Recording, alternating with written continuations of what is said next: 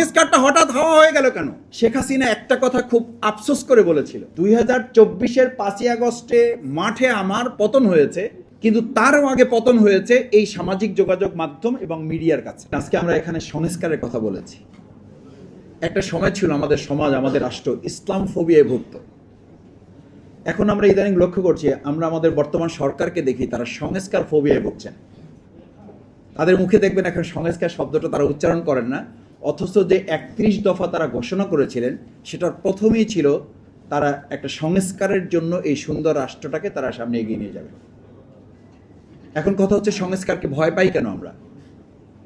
আচ্ছা, আপনাদের কি মনে আছে যখন আমাদের একজন পলক ছিলেন, তিনি পানি পড়েছে এই কারণে নেট বন্ধ হয়ে গেছে, তার পড়ে গেছে, চাবি পড়ে গেছে, এই পড়ে যাওয়ার কারণে বন্ধ হয়ে যাওয়ার পর আমার মনে আছে আমার সাথে ক্লাস 8-9-এর ছেলেরা, শিক্ষার্থীরা স্লোগান তুলেছিল, তুমি কে আমি কে।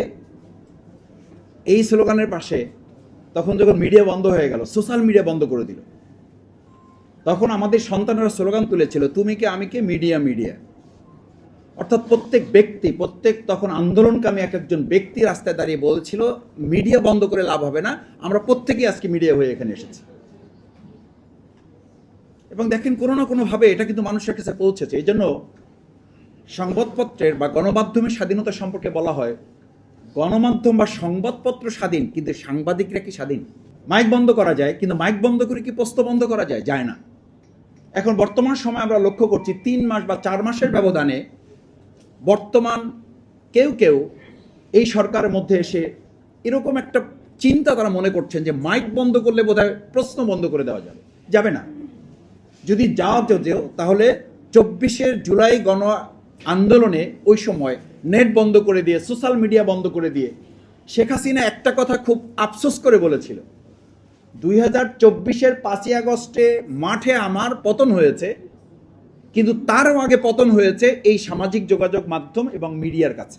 এবং সেই শক্তিশালী মিডিয়াকে আজকে আবার নতুন করে রিফরমেশনের জায়গায় যদি আমরা সংশোধনের কথা বলি, আপনারা জানেন বিরোধী দলকে বলা হচ্ছে সংস্কার না, আপনারা সংশোধন কমিটি করা হয়েছে, সেই সংশোধনী কমিটিতে আসেন। আরে বাবা, রাস্তার দিকে তখন আপনারা তাকান নাই।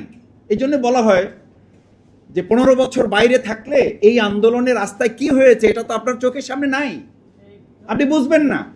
তখন আমাদের কেউ রাস্তায়, আমাদের সন্তানেরা এটা লেখেন নাই, সংশোধনের কাজ চলিতেছে, বিকল্প রাস্তা ব্যবহার করুন। তখন আমাদের সন্তানেরা বা রাস্তায় ঢাকায় লিখেছিল, বাংলাদেশে বিভিন্ন রাস্তাগুলো আটকিয়ে আন্দোলনে তারা লিখেছিল, রাষ্ট্র মেরামত সংস্কারের কাজ চলিতেছে, আমাদেরকে সহযোগিতা করুন। সেই সংস্কারটা হঠাৎ হওয়া হয়ে গেল কেন?